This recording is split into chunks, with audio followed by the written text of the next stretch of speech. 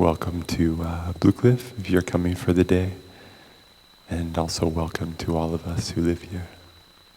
It's wonderful to sit together in the meditation hall and look out, and you can't look out that way, but the snow, to see the snow.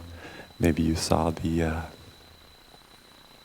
flakes of snow falling down this morning in the sunshine. It's very beautiful. So today we have a question and answer session, and you can ask a question of your heart, any question.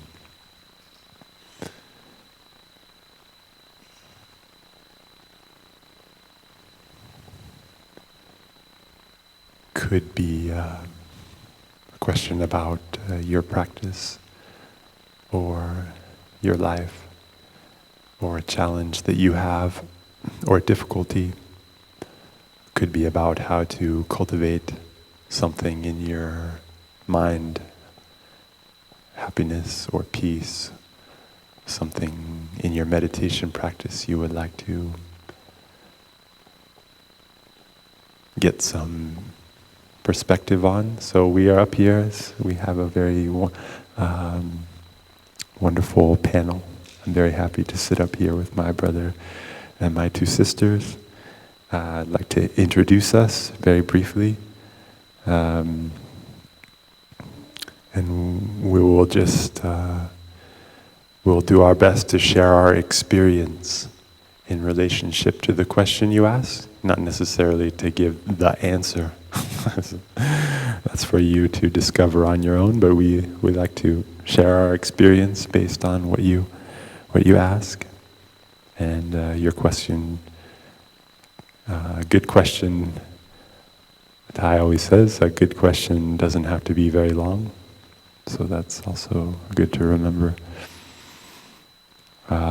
So to introduce us, on my far right, and the far left for you, Sister Blue Sky, Sister Tanyim. It's one of our stable and very reliable members in the community. Is very creative, and she helps to take care of the bookshop, and she's also a mentor for many of the sisters and the lay sisters as well. So very happy to have her and her experience on the panel. And next to her is Sister Yoinyim, Sister True Precepts, and she is also one of our elder sisters who has a lot of happiness and joy in the community, and I think she really enjoys to play with the children in our retreats, but she also takes care of some of the more challenging things in the community, like our finance committee, and I know she has made her very strong this year. We're happy to have her wisdom also today. And then sitting next to me is Taifa Black, Dharma Happiness, who's been also our elder brother on the brother's side, and has been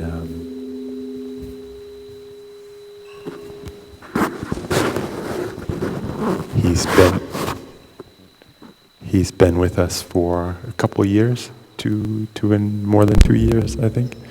And is also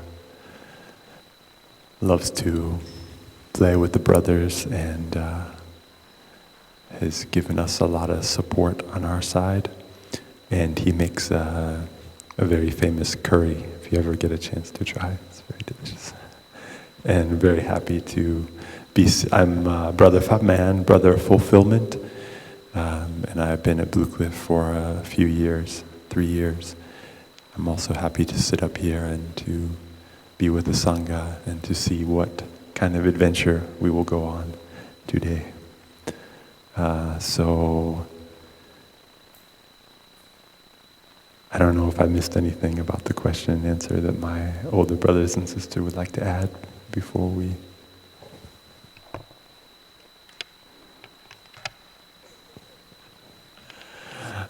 Okay, so It's a collaborative process today. What happens depends on your questions partly, and also, so if you can, it takes a little vulnerability to ask a question of the heart. But these are often the most precious questions because your question may be a question that many other people have, and they might not have the courage yet to ask it. So please take this opportunity if you like. And someone, our dear sister right here, she has a microphone, but I don't think that microphone has any batteries. Maybe, oh, they fixed it. Okay, that's good. So she will walk around. You can just put up your hand and she will come to you. And you can ask your question and we'll write down several questions on the board. And sometimes one question leads to another question. That's why we'll take several questions. And then we'll just take time to share our experience after that. Okay.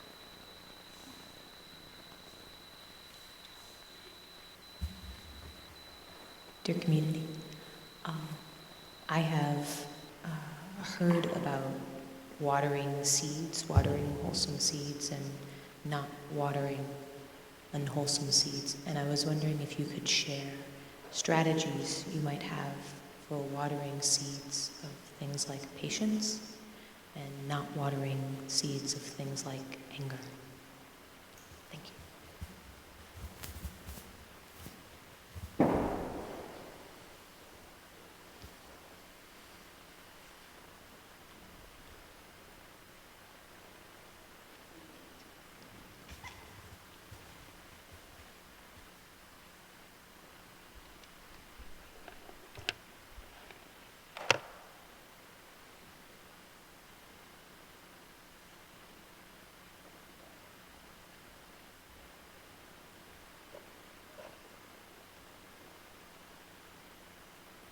Dear respected Thai, dear sisters and brothers, I'd like to take this opportunity. I had expressed this in my self-shining already, and I'm hoping to get some insights maybe today.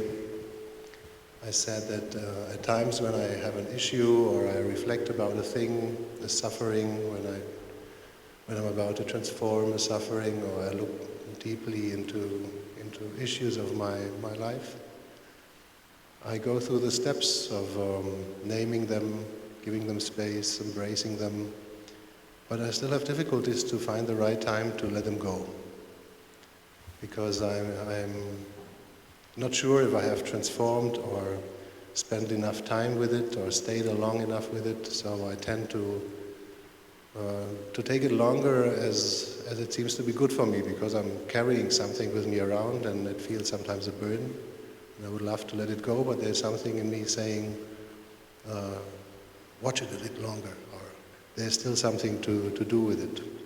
And so if you have an advice for me to find the right time to just open my heart and let it flow. Thank you.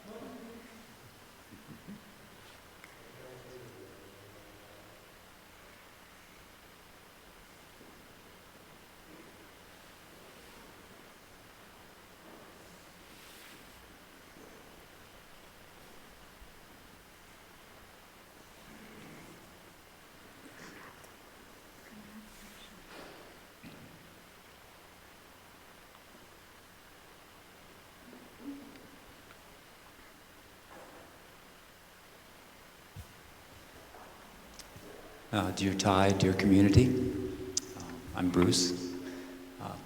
The question I have, I think I see a theme here a little bit.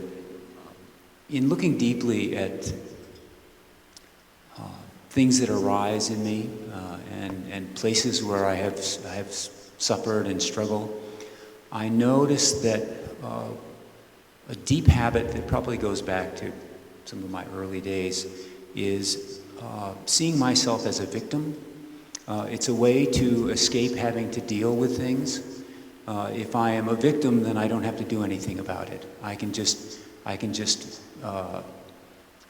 suffer with my being a victim and not needing to respond to the situation, even in a situation where I can respond.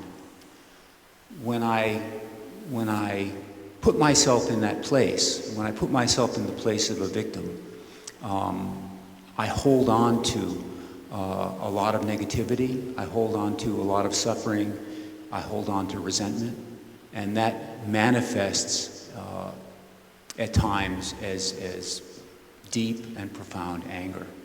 And I'm very uncomfortable being angry. It's much easier just to be a victim than to be angry.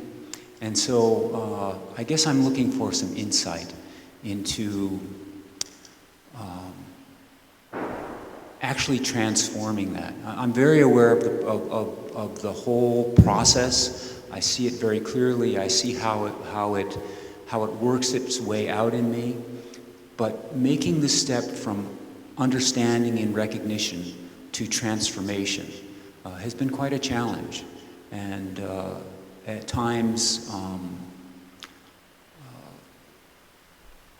I suffer because I just find myself repeating the same behavior, the same set of circumstances over and over again, feeling kind of caught, and wanting to make the next step into freedom, and finding it very difficult to let go of those old habits. Good enough.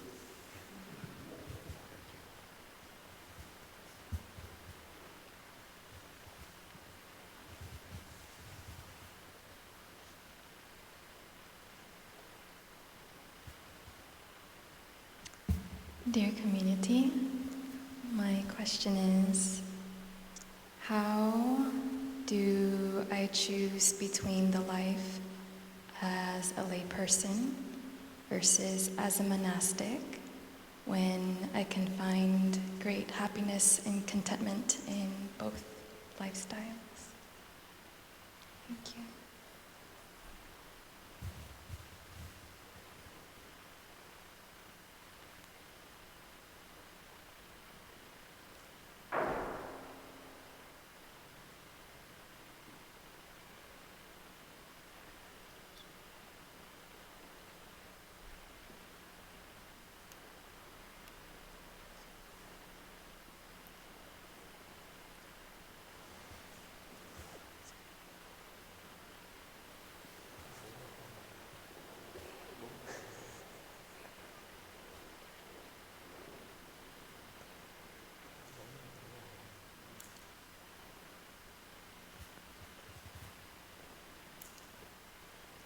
Dear Ty, dear community, I find it difficult to, in my sitting practice, to know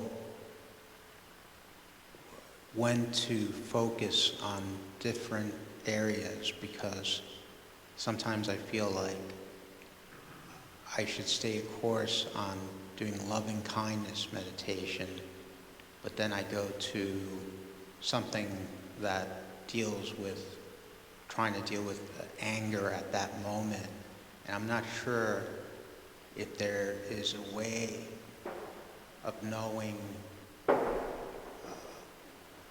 what to stay focused on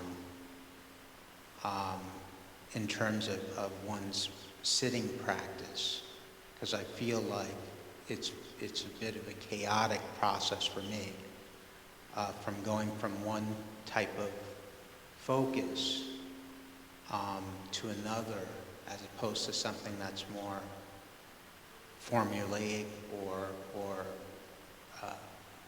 more of a disciplined practice. Thank you.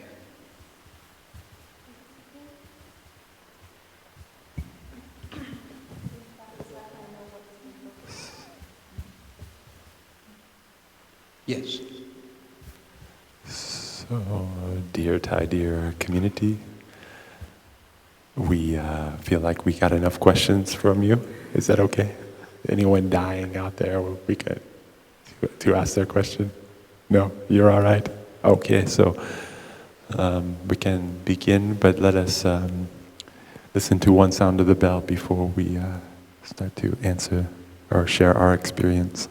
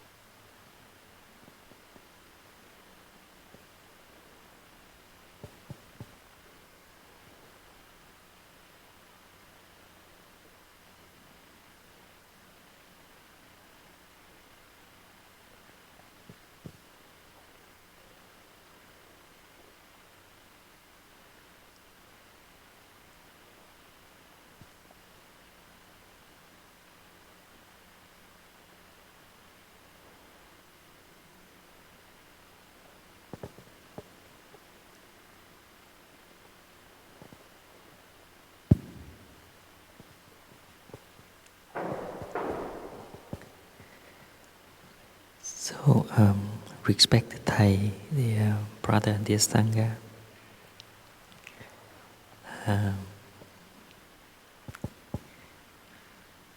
look like I have to say something first. I look at the sister side, they are quiet.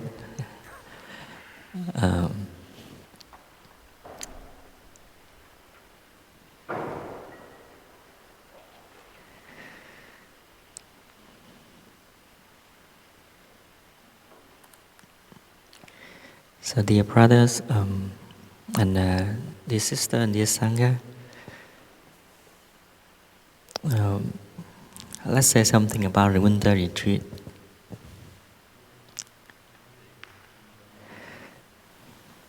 I think with me the winter retreat is the time for me to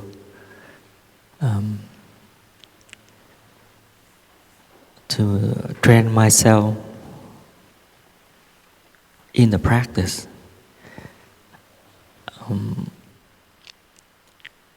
How to do, how to make myself feel at ease, how to make myself have peace and freedom, and in the way I practice.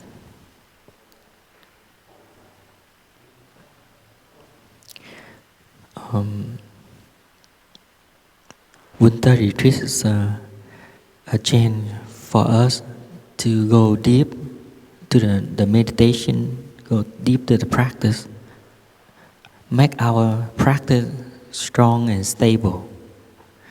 This is our what's the winter retreat for? And this winter retreat with me, I think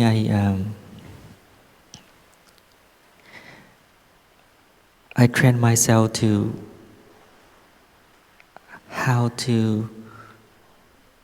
how my mindfulness be present more in me.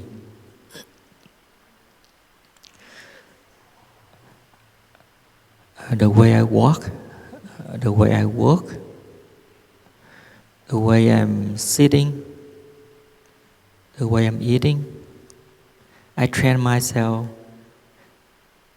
how to improve my practice.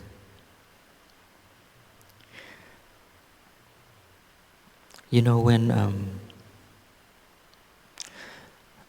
we practice in the first of 4 breathing, we have 16 exercise of breathing. The first one, we have 4 breathing about our body.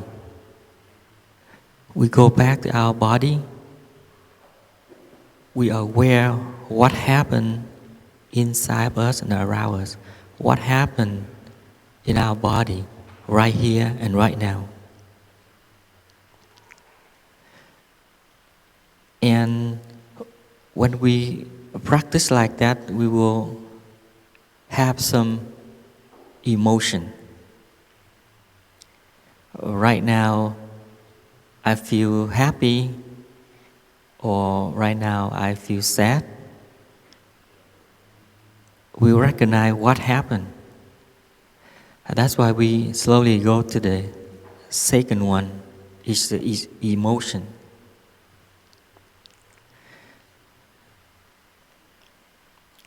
That means when you sit in meditation, you deal with what happened in that moment. When you sit, first you have to know how to guide yourself. We, like every Saturday morning, we have guided meditation. That means we guide our mind to the place we want. We don't just sit there and feel everything. Let our mind jump around from this aspect to the other. We always have the guided meditation. We base on the 16 of mindful breathing.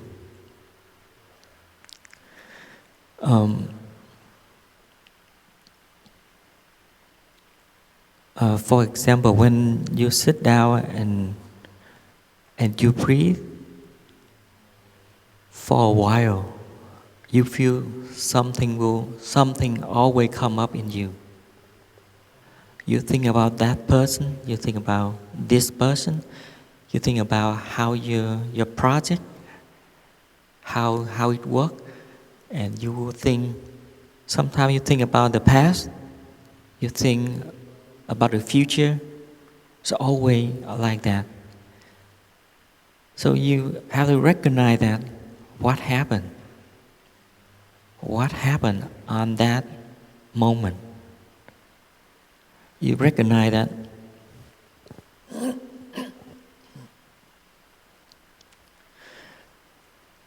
Or if something, sometimes you don't need to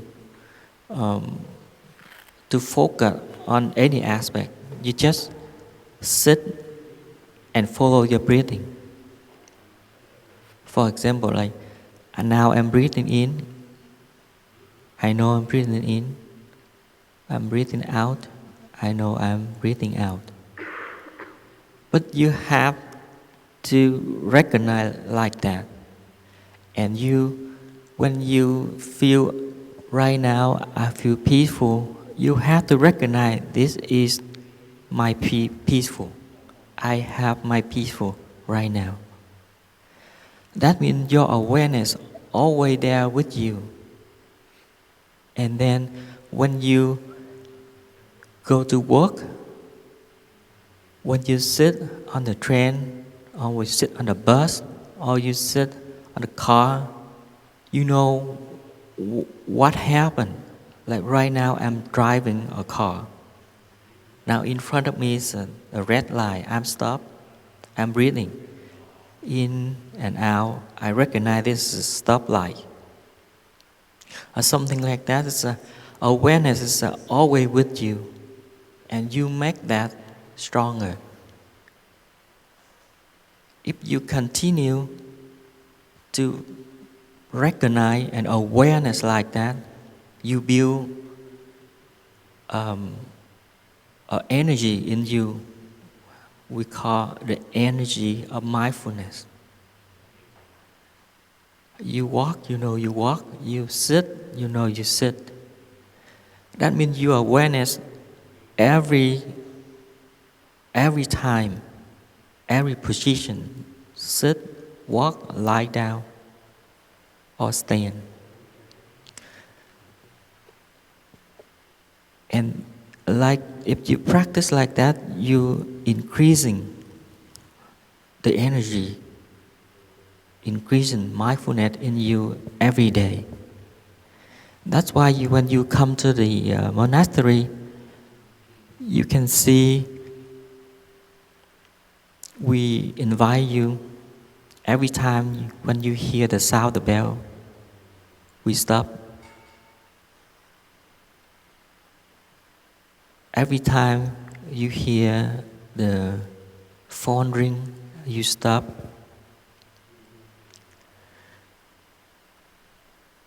And also when we eat, in the first 20 minutes, we eat in silence. We create the energy, we create the environment for you to continue. You bring awareness with you. You enrich your awareness. You make it stronger. You generate that kind of energy in you. That's our practice throughout the day.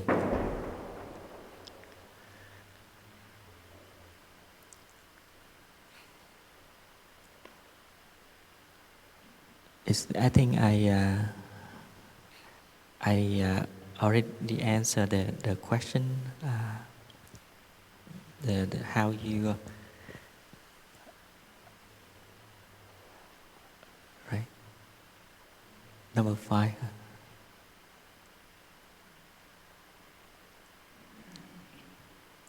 So you okay with that? And we also have a book of guided meditation. The name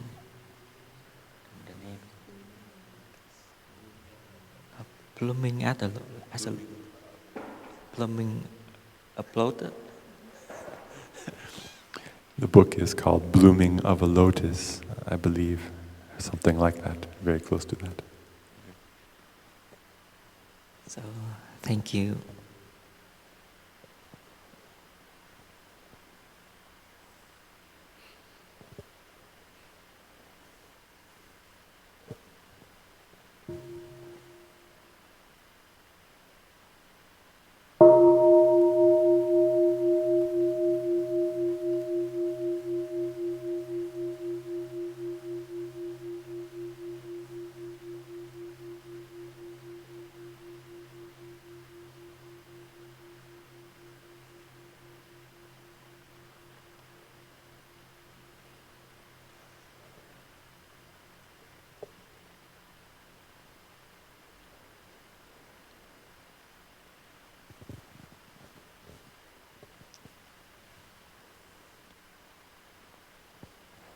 Dear Thầy, dear Sangha, I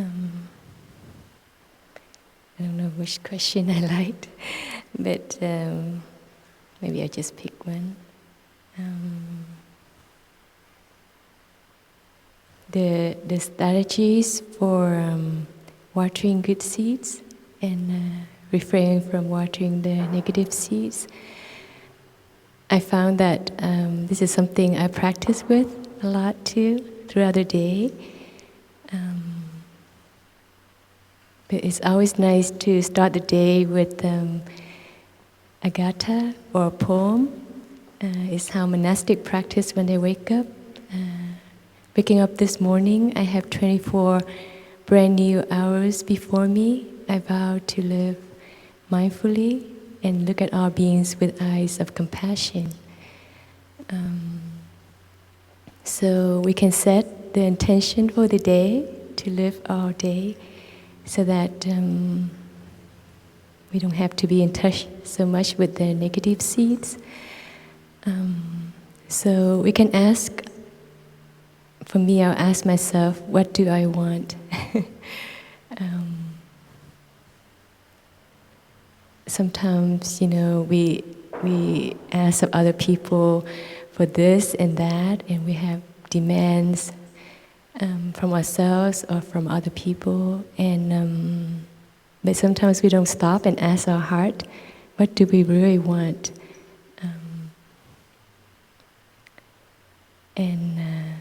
I feel like all of us, all we want is peace, right? And happiness. But sometimes that's not how we live our life, really. So I guess you have to find your own strategies. For me, the easiest things is not to be around people who are arguing. Then that can water my seed of anger. Or if I know that I will be in a difficult situation, then I have to breathe more. I have to be more mindful and calm. For monastics, fine manners is not to hang around places where people are arguing or drinking or involved in some kind of fighting. It's a way for us to refrain from touching those seeds, and we also try our best not to watch violent movies or films or internet, even news. They can water a lot of negative seeds. But like my brother shared, the practice of mindfulness throughout the day is also very important. Because when we are mindful, then we know what seeds we are touching and what seeds we are watering and what seed is coming up in us, so we can recognize them sooner the better. And if it's too late for us to watch them and the seed already come up, then the best thing is to pause a little bit before we say something or do something.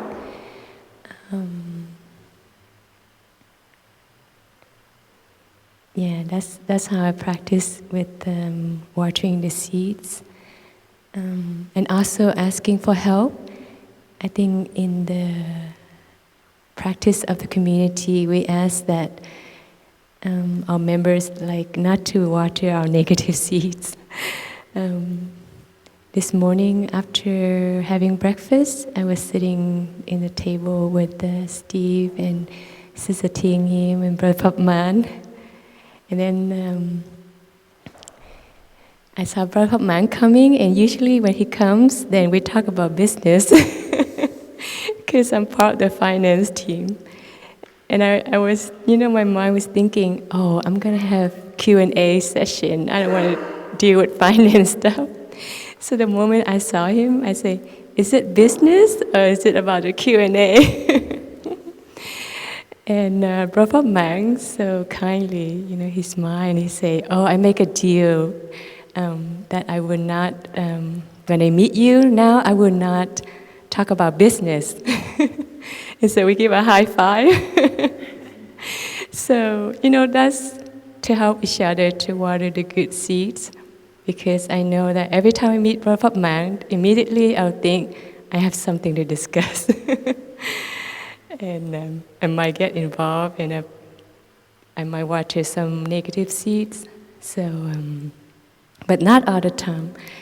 We have a wonderful time together too when we have a cup of tea. So, just try to do that with your loved ones, to ask for help. Like, please, I have that habit energy, so please don't touch that habit energies, because that will make me angry, or that will make me very irritated. So when we can do that, then we can help support each other. Thank you for listening.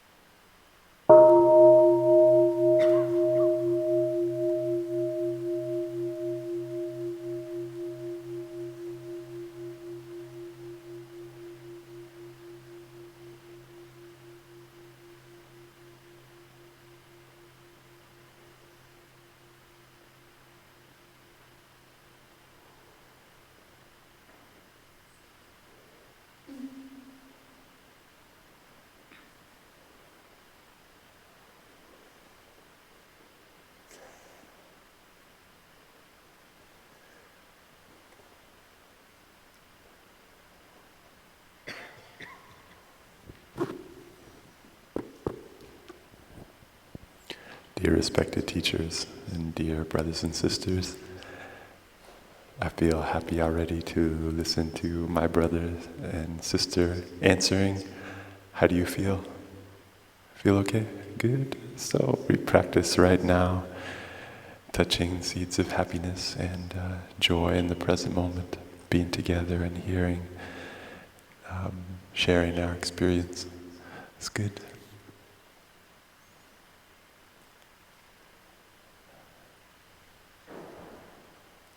You ask very deep questions about cultivating the mind, and one question about monastic life. I'm going to avoid answering that question, even though I would love to, because I already talked to my sister about that, so I'd like to let her have another perspective.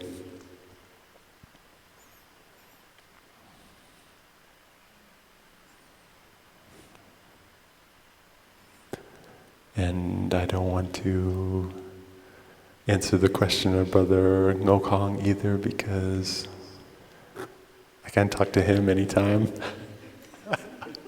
I want to hear what the others have to say. And so that leaves me with the question of how to transform the habit of being a victim. This is a very challenging question.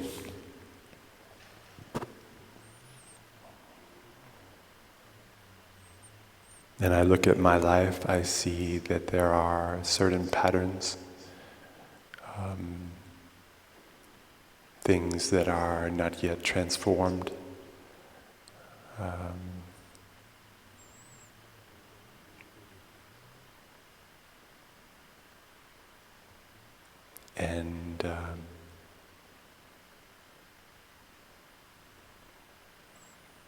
but I see that I have the capacity to transform those things. And the most important thing is to let that confidence,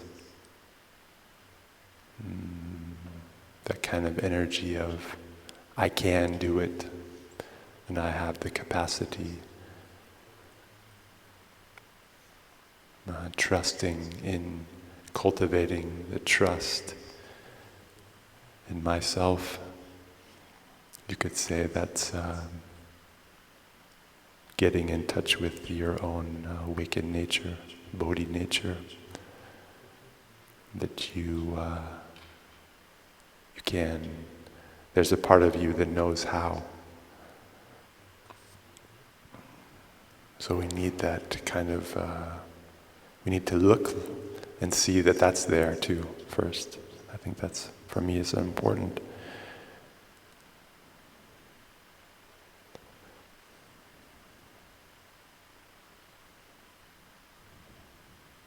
And then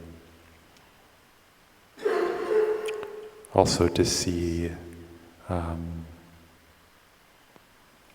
to do that work of understanding the causes and conditions, what it is, where that habit or way of thinking has come from in the past. I think that maybe there's a danger sometimes that we practice accepting and understanding, trying to understand, but we stop there and we just say, okay, I understand and I feel good and I can keep doing that now because I already embraced that. So I think it's very important to really touch the suffering also when a habit is there, and for me it's been helpful to recognize the moment when I was letting that habit energy operate, like eating several donuts all at once, or staying up late on the computer or something, or saying something unkind to someone. And then there's that action, and the suffering normally comes later, down the road somewhere.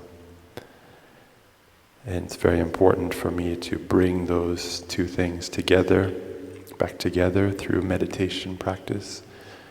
So when the suffering in my body or my mind is manifesting, like, oh, I feel now I can't talk to that person because I said that unkind thing, so there's a space between us and it feels very painful, or I'm exhausted and I can't concentrate on what I want to do, or I'm sick to my stomach, then you have to, for me, to touch that action at the same time as the suffering is there. So then it gets linked together. There's a link in the store consciousness, not just in the mind consciousness, but it's going down. And so then when I see the box of donuts the next time, and then there's a better chance I will remember that suffering. Oh, that's could give me a stomach ache, or so it has to be a real suffering that you want to transform, and then there has to be that kind of, I think, a determination and a will that says, this is something I will take care of every day until it's transformed. And for me, the process of transformation is not about removing anything. The way I understand my mind is limited right now. I'm still learning a lot, but my experience and what I understand so far, it seems that once a pattern or a habit is established in the body, in the mind, that's there. It will always be there. It's always something that can be accessed, because the store is something, it doesn't ever let go. It doesn't lose anything. It only keeps, it preserves things. And so remembering that keeps me from adding a second arrow, which is a kind of, could be a kind of frustration, like, oh, how come that is still there? And that will always be there. There's nothing to get rid of. It's only the next step is to add a new pattern on top, a better pattern, which is that pattern of mindfulness on top. So when the mindfulness is there, it gives us space and we can make a choice. So we cultivate a new way, as my brother was sharing, a new way of being mindful. And then we have more chance to make a choice. I don't want to let that old habit, that old program run. And you see when it's about to start running, and then you say, oh, let me take a few breaths and recognize the suffering there, and then I choose another path. So that's kind of the theory. And then we practice day by day. And it's okay to make mistakes, fall down, but we need to see that we can do it and have the courage to go forward each time and learn more every time. And in that way I'm sure we get free. If not this life, in the future lives, or we establish the conditions of freedom for others. So we really need that confidence and determination, I would say. Is that okay? I did my best. Thank you for listening.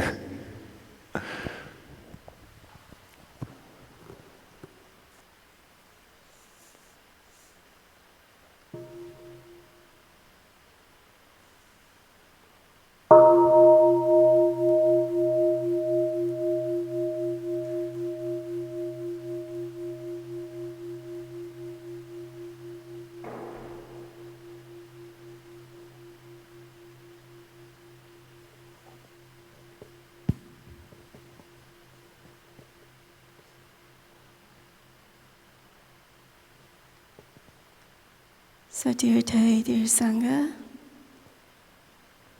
I think I will try to answer to number 4.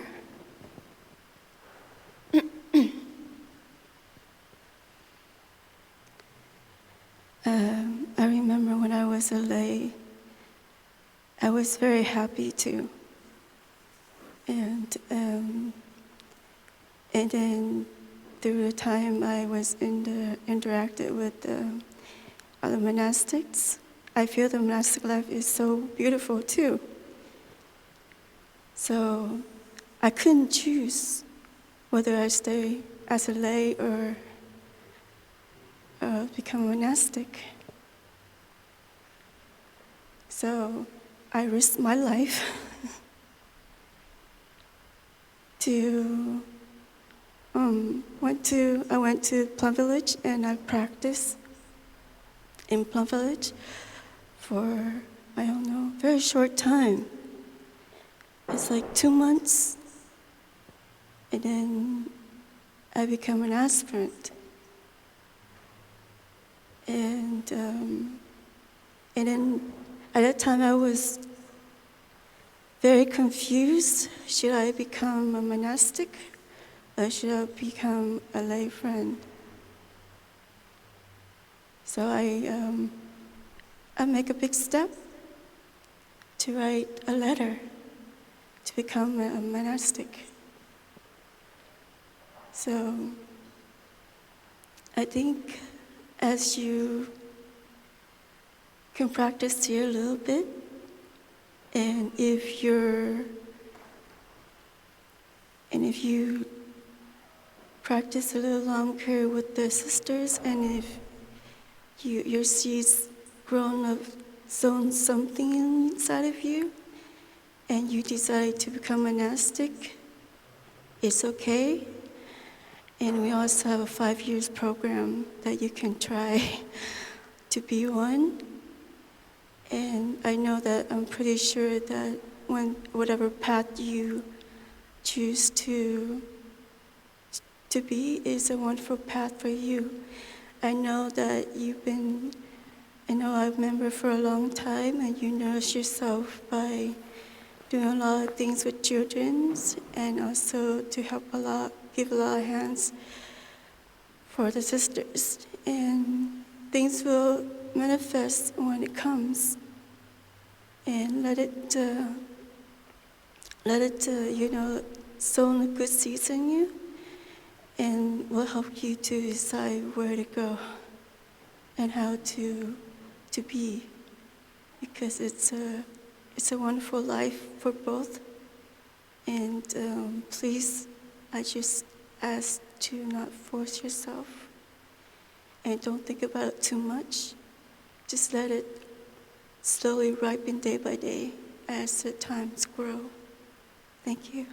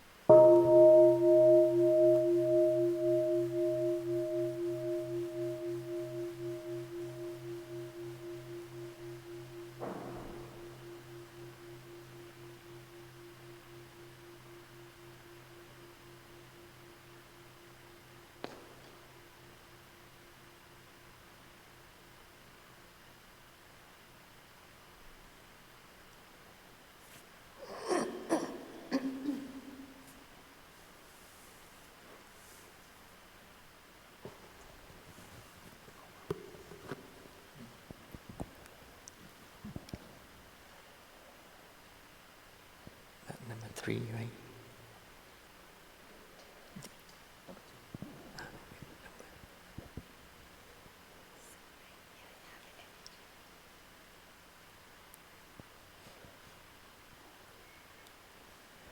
Number 2, what do I type? Your suffering.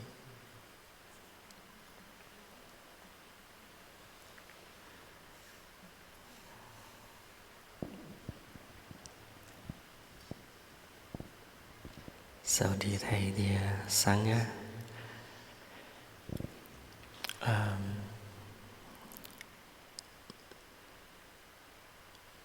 the question number 2 is about suffering and habit energy, right?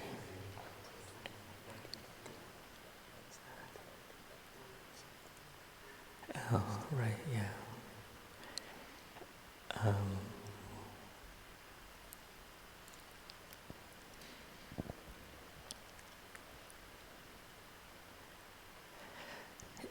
You know, when I think the question they have with me, we can answer many ways.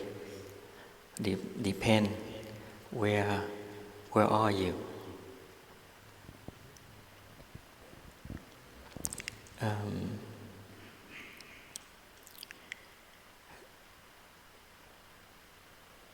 But if the question came from monastic, is more complicated. More complicated because you know the practice already, and maybe you try already, but you still not get what you want yet, or you not get to the peaceful mind or the Buddha mind yet.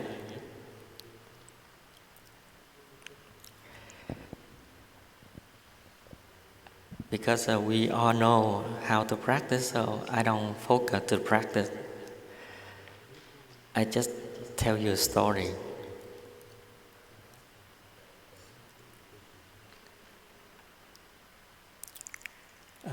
First, I have to apologize because I usually speak Vietnamese, so speak English is also a little difficult for me, but I try.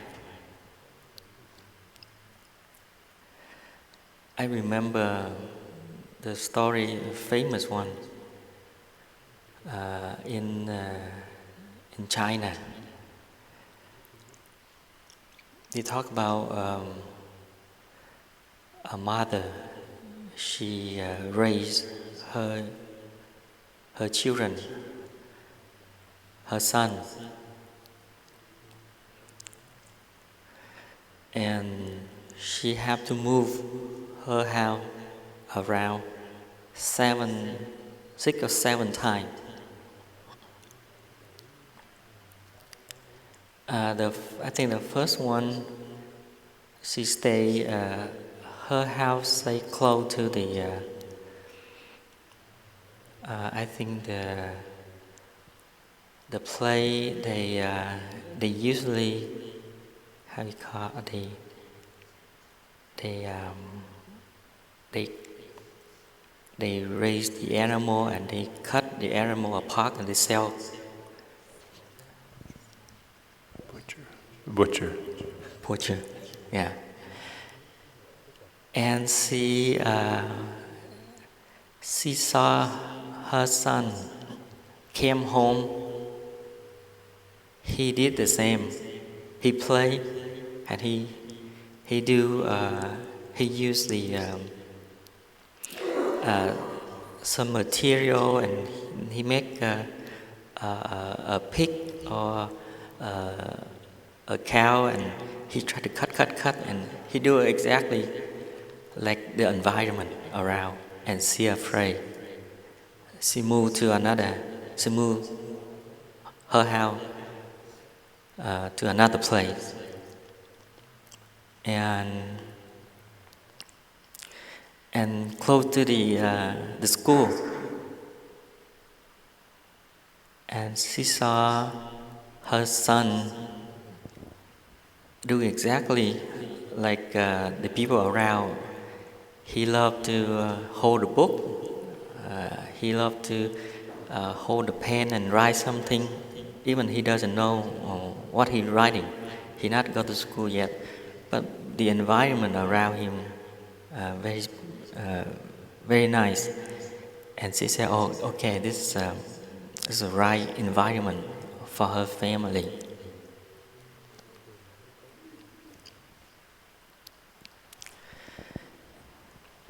And also in the monastic, in Zen tradition, you have to choose the right environment for you. What you want to do, what is your main practice, what the practice bring you happiness, you have to choose the right environment. But the Zen tradition, we don't stop there.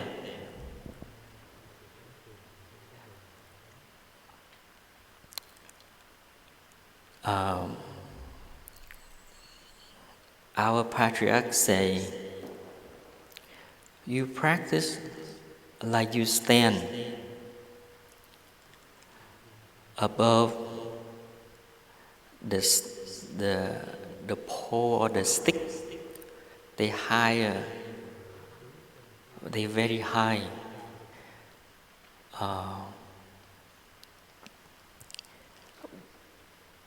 Your position like you stand on the top of the stick, but the stick have 1,000 feet or 1,000 miles, really high. You stand up there, and you have to jump. In Vietnamese we call đầu sào trăm trượng, phải nhảy qua. You have to jump to make yourself free up your habit energy. You cannot stay in the bubble. You feel comfortable.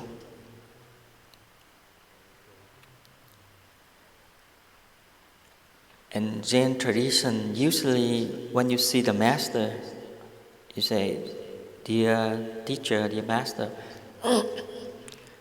I found my Buddha nature," for example. And you know what he said? He said, shit. Yeah, that if you read the book, you will see something like that. Or you can see the master say, you are a coward. I mean, he wants you to jump. You don't stay in the comfortable position.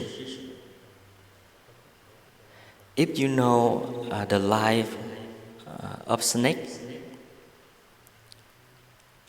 the snake, if he want to go longer, live longer, they have to take off the skin to grow. The eagle would like to fly higher. The eagle have to jump.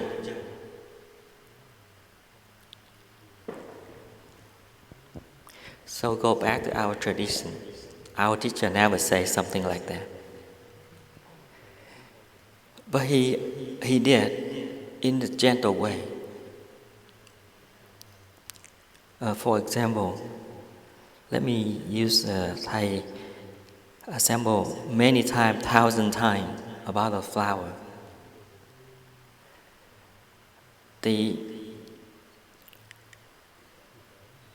Your suffering, they come up like a flower. I am suffering. That means I see the flower. I see my suffering. But he teaches us not just stop right there, to see what is behind the flower. What is make the flower? The flower make from the earth, the air, water, the people. They are non-self of the flower. And you have to see yourself the same. So above that, the suffering and myself, I have suffering. I see my suffering. I try to transform my suffering. But above that, you and suffering are one. You are a water. The suffering like a wave. The wave see a water, or the water see the wave. Both are water. And you have to contemplate and meditation, so you can reach to the top of the level of you and your suffering, just a water. You and suffering are one. If you cannot see like that, you still suffering. And you have to meditate, or you have to contemplate the people they suffering, and the one make you suffering, they are suffer. They are also non-self. You and them are one. As the top head of the meditation, you and them are one. The wave and the water the same.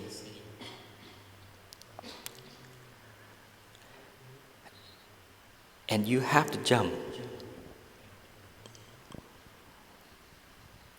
For example, one child, he came and asked Thầy a question about a game. He spent 8 hours a day to play a game. I think some of you know that question. I think that question happened here in this hall with Thầy. So he become a habit energy. And you have to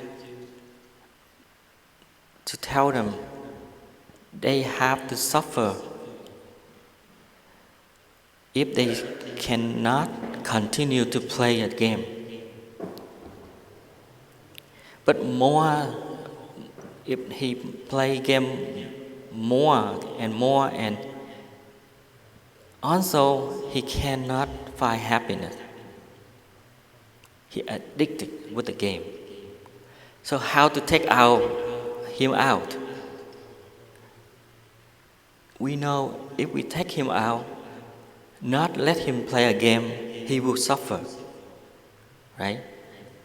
That is, we call, he have to jump out of that habit energy. Like us, some habit energy very deep in us, and we enjoy that. Some of you say, "Oh, I'm suffer almost every day," but did you really jump out of that, or you enjoy that? You did enjoy that. That's why we still suffer.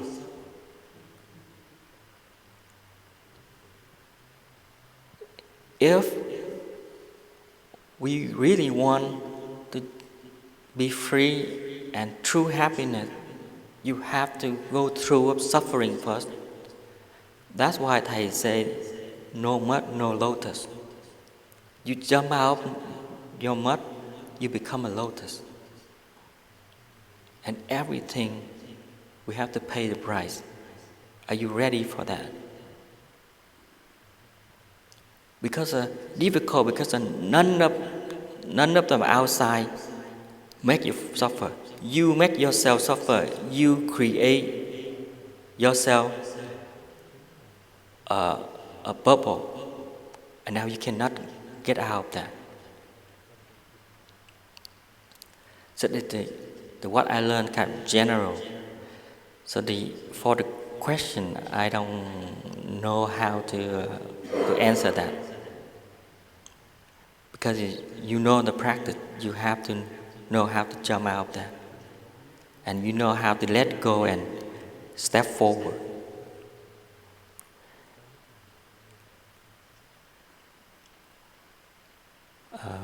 That is what I learned, my experience.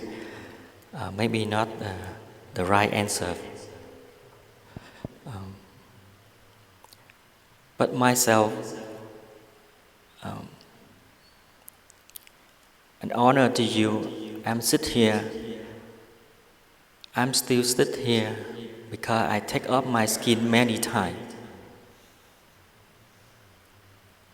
I take myself, my ego, out.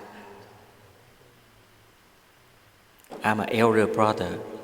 I have to take that elder out. I'm just a brother. And how difficult I am. Because I don't need that. What I need is my free, my happiness, my space.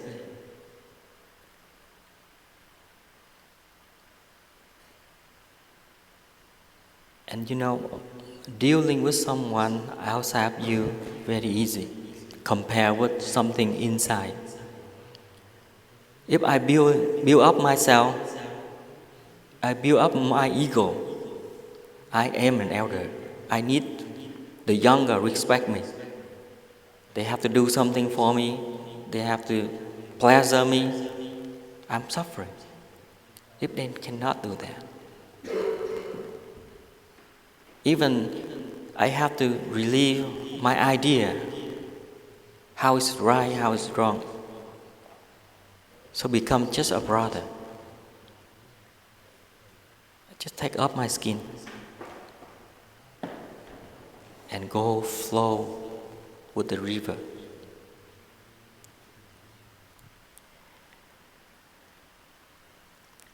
So I hope my answer is just I hope it's right or maybe wrong, and sorry. But that's all my experience. And if I kind of strong, I apologize for that. That's what I did and what I'm doing. So thank you very much.